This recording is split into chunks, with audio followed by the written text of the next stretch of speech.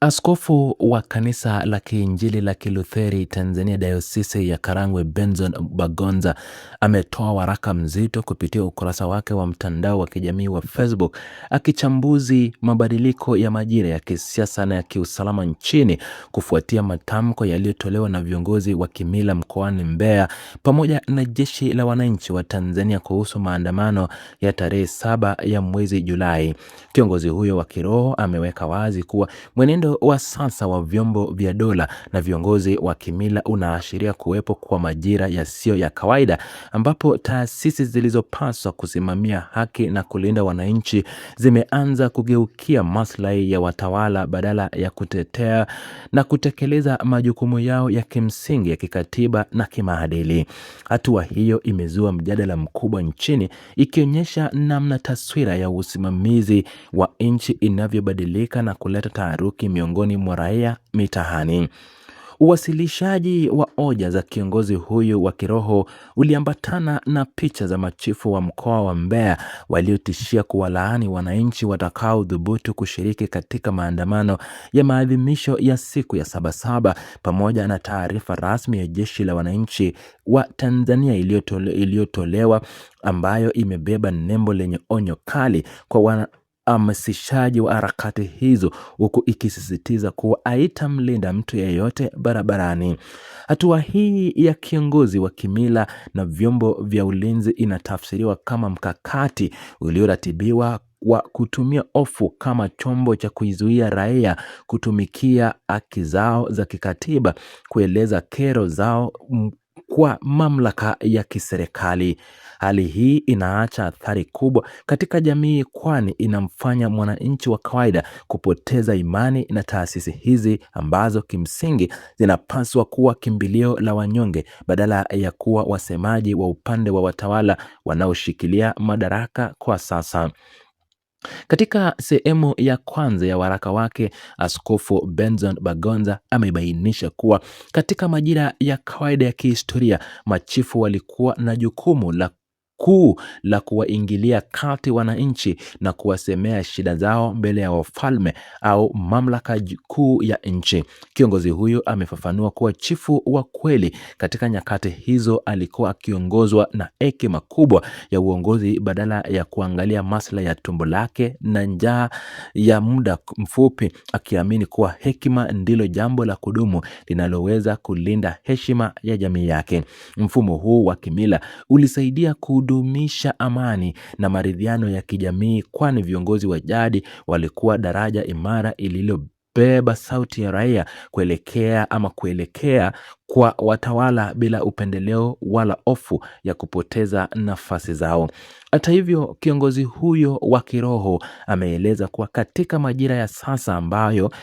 si ya kawaida, viongozi hao wa kimila wamegeuka na kuanza kumsemea mfalme mbele ya wananchi kwa kutoa vitisho na laana kwa wale wanaotaka kuoji mifumo ya utawala. Askofu Benson Bagonza amesisitiza kuwa mabadiliko haya yanatokana na viongozi hao kuongozwa na njaa ya tumbo kuliko hekima ya uongozi, huku wakisahau kabisa kuwa changamoto za kiuchumi na njaa ni mambo ya muda mfupi, lakini maamuzi yenye hekima ndiyo yanayoacha alama ya kudumu.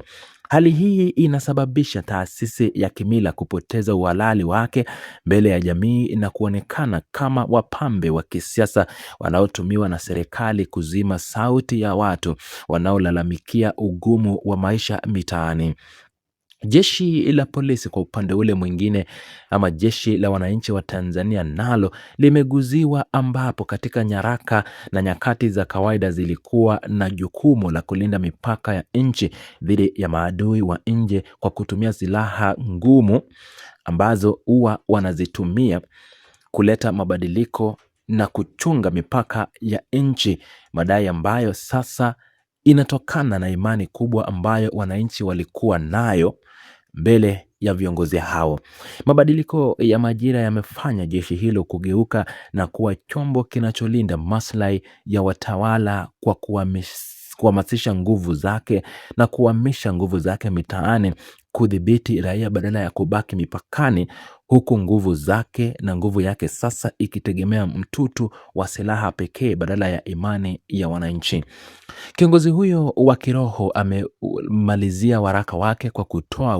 wito dhabiti wa kurejea kwenye meza ya mazungumzo na maridhiano, akisisitiza kuwa matumizi ya hofu na nguvu za kijeshi hayawezi kuwa sera endelevu ya kuleta maendeleo ya kijamii na kiuchumi nchini Tanzania. Askofu Bagonza ametumia maandiko ya vitabu vya dini kutoka kitabu cha Mathayo sura ya 26 mstari wa 52, akitaka pande zote zinazovutana kurudisha panga zao kwenye ala zake, kwani matumizi ya nguvu huchochea uharibifu zaidi badala ya kutatua matatizo. Ujumbe huu unalenga kuwakumbusha watawala kuwa taifa imara haliwezi kujengwa juu ya misingi ya vitisho, na kwamba kusikilizana ndiyo njia pekee ya kunusuru nchi dhidi ya migogoro ya ndani. Mjadala ulioibuka kufuatia waraka huo umeonyesha hisia tofauti miongoni mwa Watanzania, ambapo wengi wamehoji uhalali wa machifu hao wa mkoa wa Mbeya waliotoa tamko la laana dhidi ya waandamanaji wa tarehe 7 ya mwezi Julai. Raia wamebaini kuwa jiji la Mbeya kiutawala linaundwa na walsafa kama wamiliki wa asilia wa ardhi hiyo, lakini nchi yenyewe umetawaliwa na 90% ya kabila ya Wanyakyusa, huku 10% iliyobaki ikiwa ni mchanganyiko wa makabila mengine. Kutokana na mchanganyiko huo wa idadi ya watu, wananchi wamehoji chifu huyo anayetoa onyo anawakilisha kabila gani hasa, kwani kama ni Mnyanyikuza basi eneo hilo sio chimbuko lake la kimila, na kama ni Msrafa inakuwaje ameshindwa kuwa na ushawishi wa amani katika himaya yake bila kutumia vitisho vya laana ya mchongo. Uchambuzi wa raia umeenda mbali zaidi kwa kukosoa kauli ya jeshi iliyoeleza kuwa haiwatambui wananchi yeyote atakayeingia barabarani, akisema kuwa kauli hiyo inafanya chombo hicho kuonekana kama katibu mwenezi wa chama tawala cha CCM mkoa badala ya kuwa chombo huru cha kitaifa. Wananchi wamewakumbusha kuwa katiba ya Jamhuri ya Muungano wa Tanzania imeweka wazi misingi ya kwamba mamlaka yote ya dola yanatokana na wananchi yenyewe. Hivyo viongozi wa vyombo vya usalama wanapaswa kutumikia maslahi ya kitaifa kwa kuzingatia sheria, haki na busara. Raia wameeleza masikitiko yao kuwa ikiwa jeshi litaacha kulinda raia na kuanza kulinda mitaa dhidi ya maandamano ya amani, kuna athari ya wananchi kupoteza uzalendo na ushirikiano na chombo hicho hata pindi nchi itakavyovamiwa na madai na waadui wa nje ya mipaka.